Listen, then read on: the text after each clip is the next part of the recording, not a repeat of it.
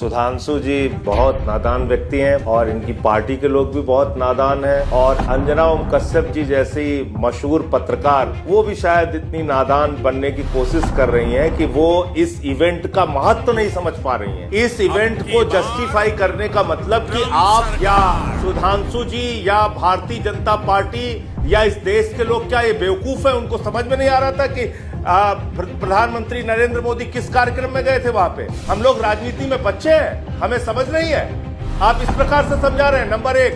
दूसरी बात, आप तो पूरे समय ऐसे बात कर रहे हैं कि इनके ऊपर टैरिफ लगा दिया, उनके ऊपर टैरिफ लगा दिया। भैया हमें दुनिया भर से क्या मतलब है? आप प्रधानमंत्री जी को विश्व गुरु और पता नहीं क्या क्या शब्दों से सुशोभित करते हैं, अवतार और महामानव शब्दों से वो अपने आप को खुद से सुशोभित करते हैं। तो आप मुझे बताइए, हिंदुस्तान के लोगों को पैरों और हाथों में बेड़ियां बांध के उनके बच्चों के साथ अमृतसर में उतारा गया, इससे क्या आपको शर्मिंदगी नहीं हुई? भारत की सरकार ने कोई विरोध दर्ज कराया? तो भारत को एक व्यक्ति लगातार अपमानित कर रहा है, टैरिफ लगा रहा है, यहां तक कह रहा है कि हम पाकिस्तान में रिजर्व खोज रहे हैं ऑयल का और एक समय ऐसा आएगा कि आपको पाकिस्तान से तेल खरीदना पड़ेगा। आईएसआई का चीफ आसिम मलिक अमेरिका गया, जो आईएसआई हिंदुस्तान में आतंकवाद की घटनाओं को बढ़ावा देने का काम करता हो। क्या यह ऑफिशियल लाइन नहीं है अमेरिका की कि हमारा दुश्मन देश जो हमारे देश के अंदर आतंकवाद का जहर घोलता है, जिसने पहलगाम किया,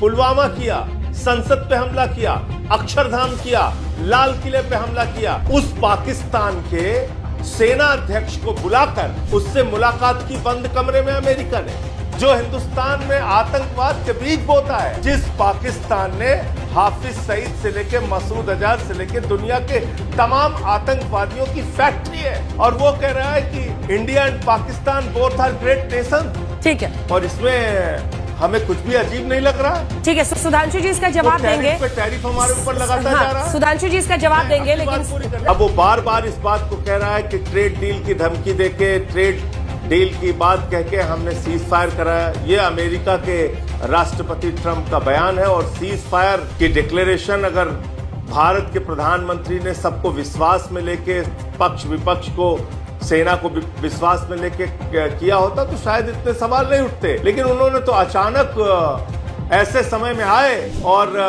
विदेश सचिव के माध्यम से सीज फायर डिक्लेयर हुआ, उससे पहले अमेरिका का राष्ट्रपति सीज फायर डिक्लेयर कर रहा है। तो ये तो अपने मन में 1000 सवाल खड़ा करता है कि सुधांशु जी जवाब दीजिए, भारत के बारे में सीज फायर के बाद सलमान सोज साहब आ रही है।